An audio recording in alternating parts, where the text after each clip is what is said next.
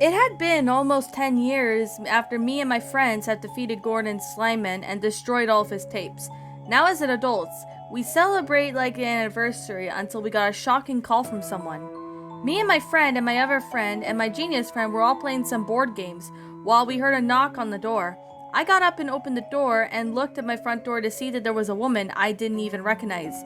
Her shirt was tattered and her hair was mangled and what I could look as to be a bum marks on her skin. Then she ran inside and shut the door and locked it. "Oh my god, what happened to you?" my friend asked. Kero Dragon is what happened," the woman answered, almost bursting into tears. My friend got up and told her to calm down and tell us what happened. She said her name was Zoe and she just moved into the neighborhood. She told us that the ritual she had surfaced on the internet about summoning an evil entity known as Kero Dragon. My genius friend raised his hand, almost like he wanted to ask a question. He stood up and said, "What's this Kero Dragon creature you're talking about, Zoe?" Zoe answered with, "He's from that Kero movie." I was confused about what Zoe was saying. "What movie?" I asked her. Okay. Have you guys ever heard about this 2009 anime film Kero Gunso? The movie for Jinskin Dragon Warriors? Zoe asked me. Me and my friend and my other friend looked confused. We don't even know what Zoe was talking about. Zoe, we don't understand what you're saying," my friend said. "Okay, there's weapons and supplies," Zoe said angrily and stood up and walked to the door and she opened it, and then she left in a huff. I checked my group chat and my friends and I were going to Zoe's house. We arrived at her house around with some stuff for Zoe and Zoe told us to bring. My friend went to the door and knocked it. It did 3 times as Zoe came out of her house, wearing a blue and white striped t-shirt and some jeans. "Oh, you showed up just in time," Zoe said excitedly. She then just told us to follow her, so we did. We followed her to this really old barn house that looked like that it hadn't been used in years. It was surrounded with lots and lots of crop fields. Zoe led us into the inside of the barn house, and she looked to see what seems to be a portable TV and DVD player. She was elastic, unlike when we met her yesterday. She put on her portable TV and random block of hay, and then she told us to sit on the block of hay, and then she put on the movie onto the DVD player. She told us to watch the movie, and I gotta say, the movie was actually pretty good. She then handed A4-sized print paper of Montsant Mitchell, of course, and she told us to write the word Kero Dragon on the paper with a green Sharpie. We wrote on the paper separately, with Zoe writing down the name after us. Then she went to join us and chant this secret phase out loud 10 times. She told us to say, "Kero Dragon, where are you? Come out, we're ready for you." We did what she told us to do, but then when she said to say the phrase, "the 10th and last time in illusion," strange things began occurring. Lightning bolts started striking over the sky and the ground started shaking. When the lightning stopped and the ground stopped shaking, Zoe's portable TV shuts off and didn't turn on. My friend immediately had to warn us to run us out of the farm as soon as possible. And as soon as we ran into the cornfield that surrounded the barn house, as we ran through the crops, my friend looked to see an orange light. Zoe then pushed her out of the way, and the orange light made a hole of Pedora crops. What I saw made me scream at the top of my lungs. A dragon was on the other side of the field. I then asked Zoe about what the dragon was, and she told me that it was Kero Dragon. Me and my other friend and my other friend, my friend, and my genius friend, and Zoe all ran through the cornfield as fast as we could, but the creature was moving so fast he practically was teleporting. We ran into the abandoned house that was near a silo, and we thought we were safe. Well, we celebrated a little bit too soon as a red, blue, and white hammer hit my genius friend, knocking him out. The creature had found us and slowly walked to us. Glowing red eyes were threatening to us, and Zoe got a frying pan as she tried hitting the creature with it, but it blocked it mostly every hit. I tried protecting Zoe with my nearby pitchfork, but the creature slashed me with its claws, and my friend tried to defend me with the knife, but he ended up throwing the knife at the creature. It reflected the knife and almost hit my other friend. Luckily, the knife just hit the wall, and then I tried fighting it back with one of the shepherd crooks, and pretty soon I was fighting and drooling with this creature with his hammer, and the shepherd crook I used. "Leave him alone," my other friend said, as he used a pitchfork that I used to defend Zoe, but of course to attack the creature. The creature's reflexes were too quick, and the creature slammed his hammer onto my friend, knocking her out unconscious. I checked my phone and said it was around 2:36 a.m. As I was checking my phone, The creature burned my shepherd crook and down, and I wasn't looking. The creature tried to hit me with the hammer, but I was successfully dodged all of its hits. Zoe got up and tried fist fighting with the creature, but the creature noticed it and punched Zoe around the room like a dummy. Zoe was knocked out cold, and Dad only left me and my friends as the sole survivors. My friends grabbed the creature with a headlock, and of course I tried punching and kicking the creature right in the face. The creature broke free from my friend's grasp and punched him in the stomach. He grabbed his trusty hammer and then hit my friend in the shoulder, causing him pain. I tried to fight back, but the creature hit me with his hammer, and this time it hit me so hard that the force instantly caused me to get thrown out of the house. I was in so much pain I couldn't even get up. The creature moved to the window and then flew out of the house, and then he was thrown to stab my friend, who the creature was grabbing by the neck. I can hear my friend cough and wheeze. "You put him down," I said weakly. The creature dropped my friend down, and he slowly walked towards me as I backed away. The creature used its fire breath to breath fire on me. As I dodged it, the creature's hammer flew and raised with one hand. I know, just like a Mudra Files tore. He knocked me and my friend out with the hammer. "No," I said, screaming. The creature was almost coming near me. I couldn't move at all, because every time I did, my body aches, and the creature used its sharp claws to scratch me again, and this time I felt unconscious at this point. The last thing I saw before passing out was the creature's glowing red eyes coming towards me. I woke up and realized that I was in Zoe's bedroom. Well, not just me, my friends and Zoe were in the bed with me. As I got up, my friends and Zoe were all sleeping. When my friend woke up, he was walking all around the house to find me. I was downstairs having some Eggo waffles as I found it in Zoe's fridge. Zoe walked downstairs rubbing her eyes, as she had woke up from a 5-hour-long nap. My other friend and my genius friend walked down following Zoe. "What happened?" my genius friend asked. "Oh, actually a creature tried to kill us," I answered with a mouthful of waffles. "It's true," my friend chimed in, as my friends were about to leave Zoe's house when my friend found a weird note at the door, and we picked it up, and it showed it to me. What I saw made me almost spit out my waffles. Bloody handwriting with the note saying, "Kero Dragon was here. You're all my next victims."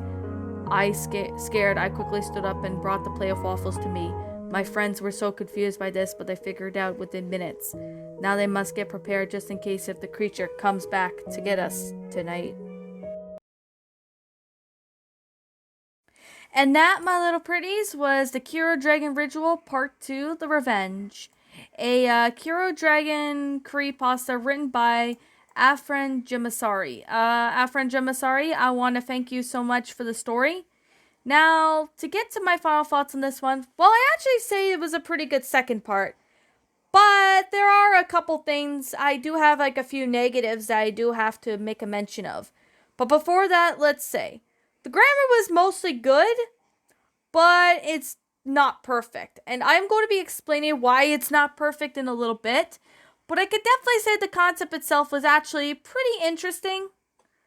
But there was just a little, all over the place. Not too much, but I could definitely say that the paragraph structuring was good. The sentence structure worked well, great.